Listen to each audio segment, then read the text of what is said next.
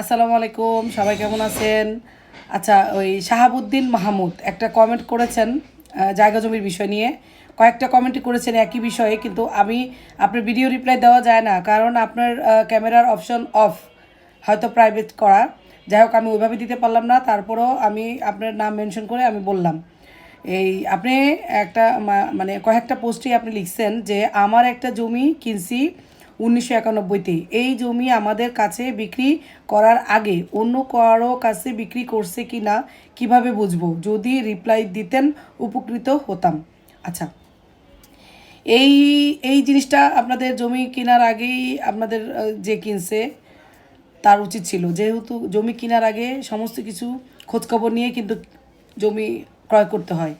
এটা যেহেতু করেন নাই, এখন কাজ হচ্ছে আপনাদের এলাকায়, যে এলাকায় সম্পদ, সেই এলাকায় যে রেজিস্ট্রি অফিস আছে সেখানে যান, সেখানে যে একটা তল্লাশি দেন। ওইখানে যদি না পান, তাহলে যে উপজেলার যে মূল ভূমি অফিসটা আছে, উপজেলা আপনাদের ওই ওই উপজেলাতে যে ভূমি অফিসটা আছে সেখানে যান, সেখানে যে তল্লাশি দেন। যদি তাতেও কাজ না হয়, তাহলে সর্বশেষ যেটা তেজগাঁও যে মূল সার্কেল অফিসটা আছে সেখানে এসে তল্লাশি দিতে হবে। এখন কিভাবে তল্লাশি দিবেন? আপনারা যে যার কাছ থেকে জায়গাটা কিনছেন, আপনাদের একটা দলিল হয়েছে না?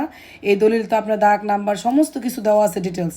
শুধু আপনারা যেই দলিল মূলে সম্পদটা কিনছেন সেই সমস্ত কাগজপত্র নিয়ে তাদের কাছে গেলেই তারা ইজি ওয়েতে আপনাদেরকে আছে না না আছে খোঁজখবর নিয়ে বের করে দিবে। তাদের কিন্তু ওই যে ওই ওই অফিসে সার্চ দেওয়ার জন্য যে বই আছে, সেই বইয়ে কিন্তু তারা সার্চ দিয়ে দেখবেন একদম 72 সাল থেকে। সাল যদি বলতে, আপনারা তো কিনছেন 91-তে, বললেন 91-তে, তো পূর্বে যদি বিক্রি করে থাকে তাহলে 72 থেকে আপনারা সার্চ দিয়ে দিবেন। ওদের বলবেন যে 91-তে আমরা কিনছি, এর আগে মানে বিক্রি হয়েছে কি না, ওটা বললে তারাই বুঝে। আপনি খরচ দিবেন, তারা খোঁজ খবর নিয়ে আপনাকে বলে দেবে যে পূর্বে এই জমিটা বিক্রি হয়েছে কি না। এই তো, আশা রাখি আপনি আপনার প্রশ্নের উত্তর পাইছেন। ধন্যবাদ।